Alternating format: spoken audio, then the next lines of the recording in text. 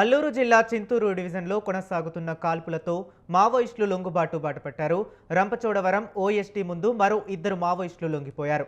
Maoist ప్లాట్ను party committee మెంబర్లుగా పనిచేస్తున్న Kovasi Bhadra alias సన్ను, OM Mangli పోలీసుల ముందు లొంగిపోయారు.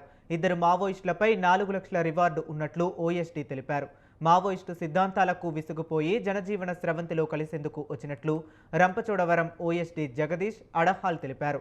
లొంగిపోయిన మావోయిస్టులకు ప్రభుత్వం ఏర్పాటు చేసిన అన్ని సదుపాయాలు అందేటట్లు చూస్తామని హామీ ఇచ్చారు.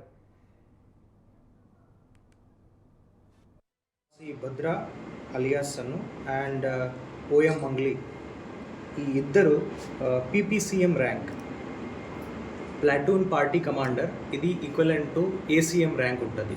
వీళ్ళ మీద 4 lakh రివార్డ్ ఉంటుంది. వీళ్ళిద్దరు కూడా మనకి ఈరోజు ఏఎస్ఆర్ పోలీస్ సమక్షంగా సరెండర్ అవుతున్నారు మన దగ్గర ఈరోజు వచ్చేసి. సో ఈ కోవాసి భద్ర అలియాస్ సన్ను ఇతను మనకి 2014లో అంటే అతను ఎప్పుడు 16 years ఏజ్లో ఉన్నప్పుడు పార్టీకి జాయిన్ అయిపోయారు. అండ్ 2016లో ఒక పార్టీ మెంబర్గా అతన్ని ఎలివేట్ చేశారు. తర్వాత ఇతనికి as a deputy commander protection టీంలో ఇతను పనిచేశారు. ఈ సుజాత అని అతను సిసిఎం మెంబర్ ఉంది, దానికి ప్రొటెక్షన్ కమాండర్గా డెప్యూటీ కమాండర్గా పనిచేశారు. సో ఇతనికి ఇనీషియల్గా 303 రైఫల్ ఇవ్వడం జరిగింది అండ్ ఒక 40 rounds కూడా ఇవ్వడం జరిగింది. తర్వాత ఎప్పుడు ఇతను పీపీసీఎం అంటే ప్లాటూన్ పార్టీ కమిటీ మెంబర్గా ఎప్పుడు ఎలివేట్ చేశారో అప్పుడు ఇతనికి ఎస్ఎల్ఆర్ ఇవ్వడం జరిగింది. సో ఆల్రెడీ చెప్పడం జరిగింది, ప్లాటూన్ పార్టీ కమిటీ మెంబర్ అంటే మనకి ఏసీఎం ర్యాంక్ వీళ్ళిద్దరు.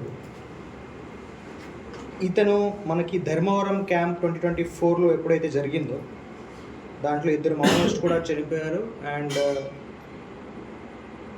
ఇది 2024లో జరిగింది. ఇతను ఇన్వాల్వ్మెంట్ దాంట్లో ఉంది.